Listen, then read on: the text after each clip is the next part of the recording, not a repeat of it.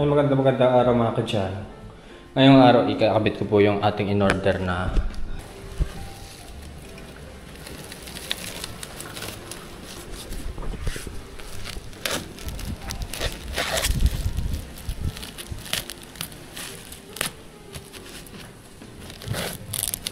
mga kadyan yung ating boy blinds.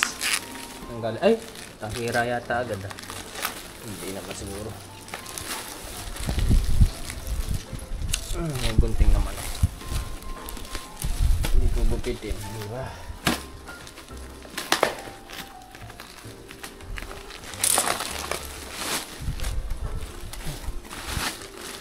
Ang bigat pala na to. Ewan ko ba madali yata matanggal. Nabigat?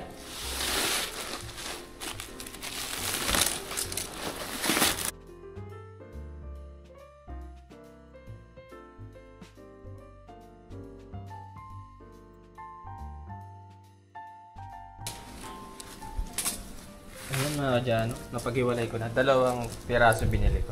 Ang ganda. Ang tanong paano ikabit. Ganda. Pantapal dito sa maanggi nating pan. Ang tanong hindi ko alam ikabit. Kalapad. Ang taas. Saktong-sakto dito sa terrace natin. Ay, baliktad pala yung hawak ko. Balik dapat yung top. Hindi ko lang alam kung paano ikabit. Oh, dyan na. Pag ganyan. Pag ganito nga siguro.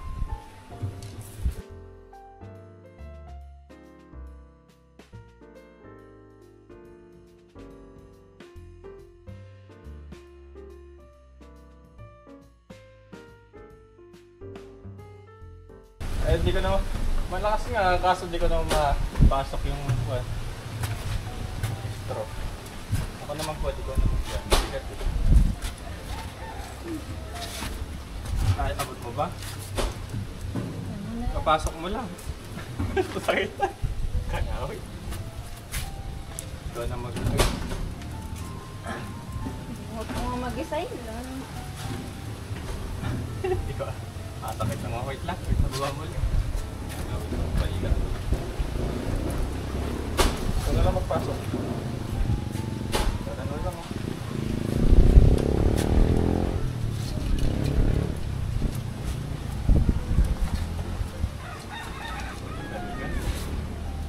Makain pa ako kahit hindi lang.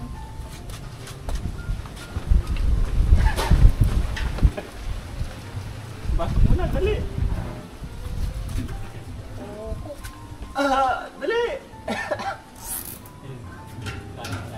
Kulang pa yan, napuputol yan. Kapit ko pa yung dalawa.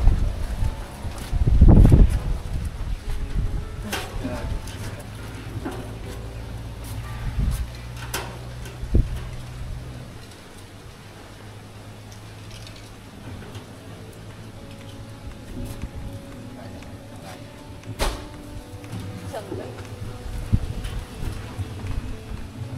Mag-isip ko, nalulog sa utak ko.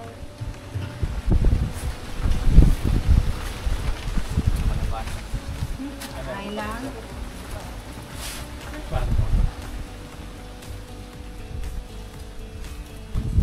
Nahulog yun, matak.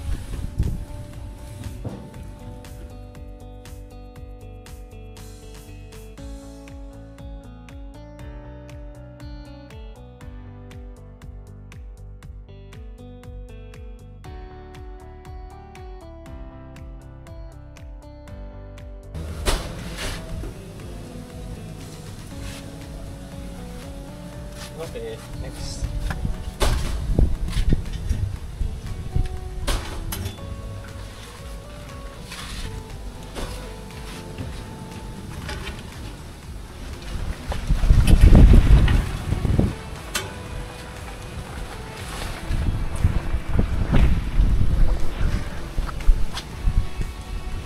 Ano mga kadyano?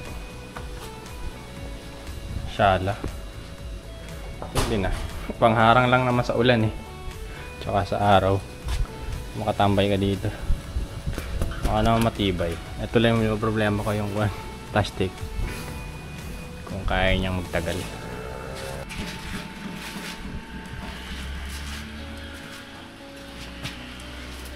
Ay, nako.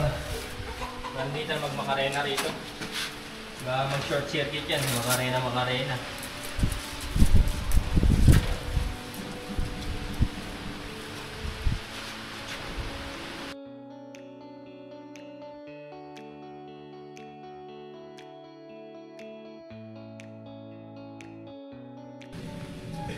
Ay, luwas. Okay nga.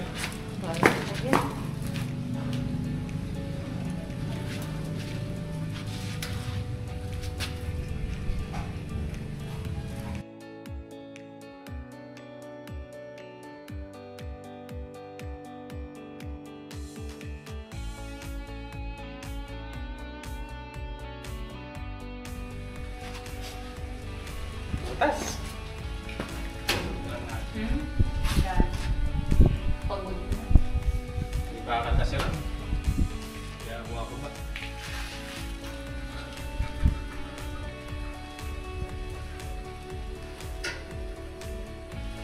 Pupuwin mo na ako ng mata.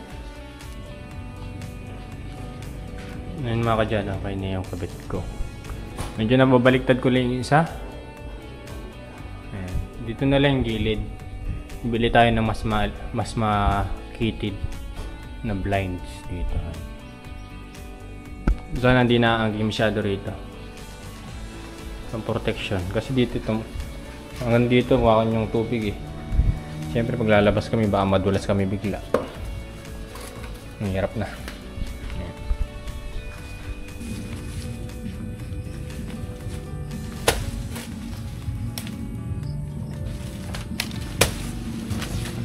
Ay, naku.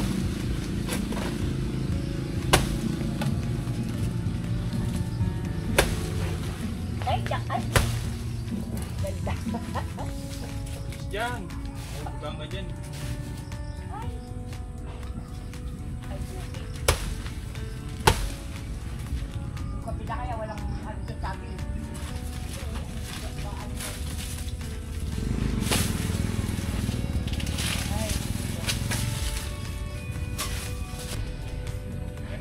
Yan na.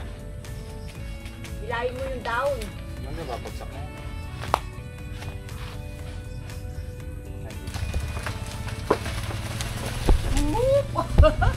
Maganda oh. Daan-daan. Ay, Daan-daan ayan, lang. sige. Yan na. Ay, Diyos ko, napagod ako. Meron din kayo pagpupunta ko rin.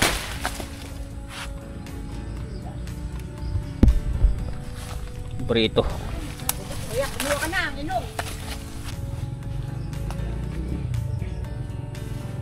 Tikman natin.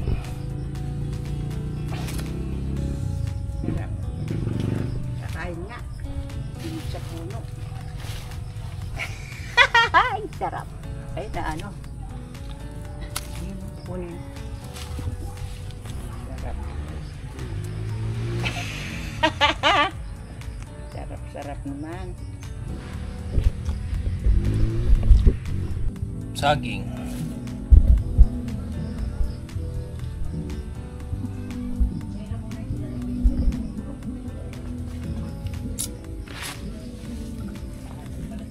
Kapikat. Yeah. Ay, naku.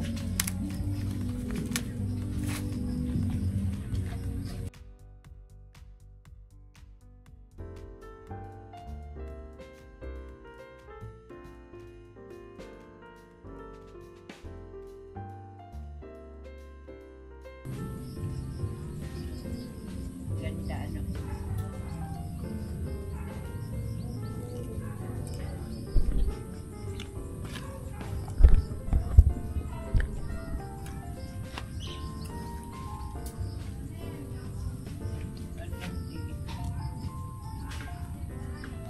Dapat tabasan yung bagya ng ano sa taas para maganda.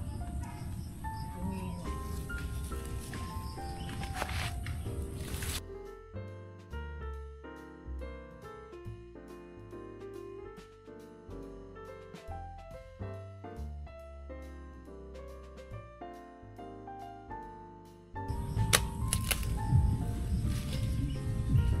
sa akin, dilaw.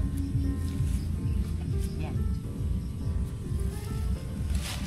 Yan, sa'yo niya, mara.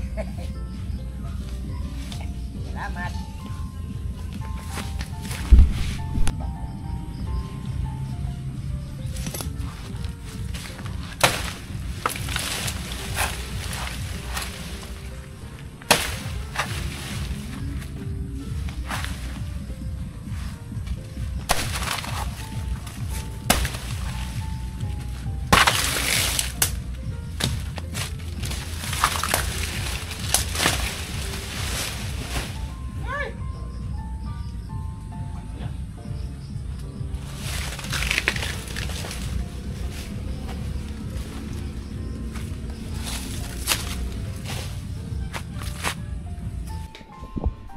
Mga kadyano, magbabakim tayo ng kotse kasi nga pagod.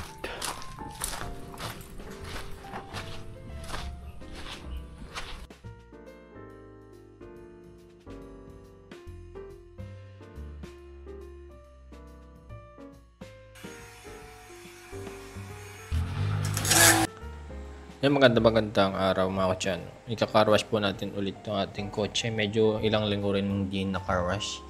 Isa o dalawang linggo rin po hindi natin na-carwash. Kaya ika-carwash po natin ng bonggang-bongga. Pinaliguan ko po yung ating kotse.